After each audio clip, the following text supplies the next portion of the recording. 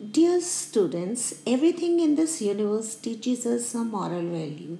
The rising sun teaches us to be punctual. The flowing river water teaches us to keep on moving with the flow of time.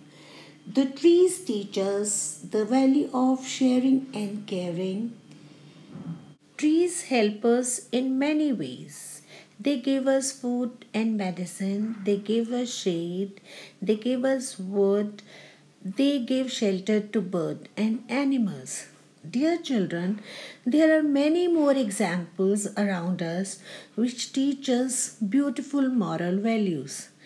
Today we will learn a story of a tree spirit who was so compassionate and loving, she decided to sacrifice her life for the sake of others.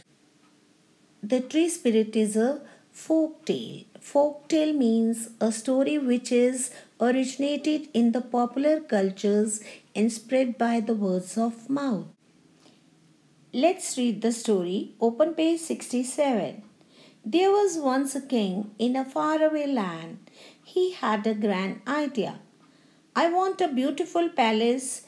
It must be supported by a single column in the center. Column means a tall, strong pillar. The king called his chief ministers, send men to the forest. Tell them to cut down the biggest and strongest tree they can find and bring it to me. Yes, Your Majesty. The ministers sent out 30 foresters. After a few days, they returned. There are many gigantic trees in the forest. Gigantic means huge.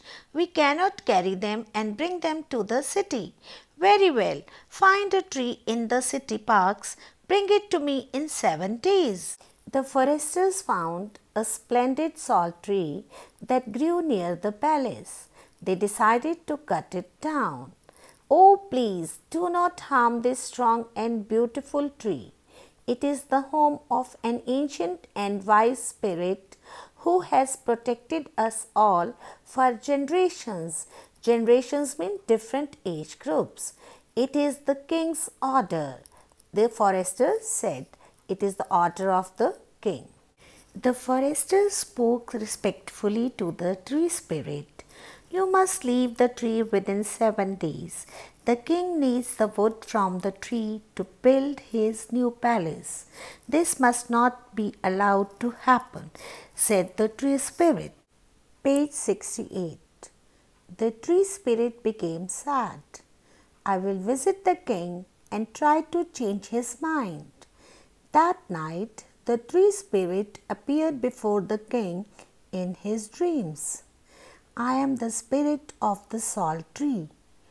O king, I was as free as a breeze, but today I learned of your plan to cut the tree down. I have come to beg you to change your mind. Here beg means request. The king was not moved. No, I cannot. Yours is the only tree strong enough to support the palace. O king, for 1,000 years people have worshipped me. Birds have their nests on my branches. People rest under my shade. The king heard the spirit but insisted. Insisted means stood firm. That may be true, but I cannot spare you. Then, mighty king, please cut me in 3 parts. First cut away the green part, next cut my middle with its 100 strong arms and hands, last of all cut my trunk. The king was surprised at the strange request. But why do you want to suffer 3 times? Dozens of young salt trees have sprung up around me. Sprung up around me means grown around me. If you cut me with 1 stroke, stroke means hit, they will all be crushed under my weight. But if I fall in 3 pieces, some of the little ones may still thrive. Do you grant my wish? Yes, I do, said the king. Page 69. The king thought about the spirit's words all night. The tree spirit is so kind and wise, what a great sacrifice it is prepared to make for love. Sacrifice means offer. The next morning, the king called the minister and his foresters. I have changed my mind. The column will be built of stone, not wood. This is because a very noble spirit lives in the salt tree. Noble means good. Thank you, Your Majesty, said the minister. Dear children, now read the story silently and mark the new words. Stay safe, stay healthy.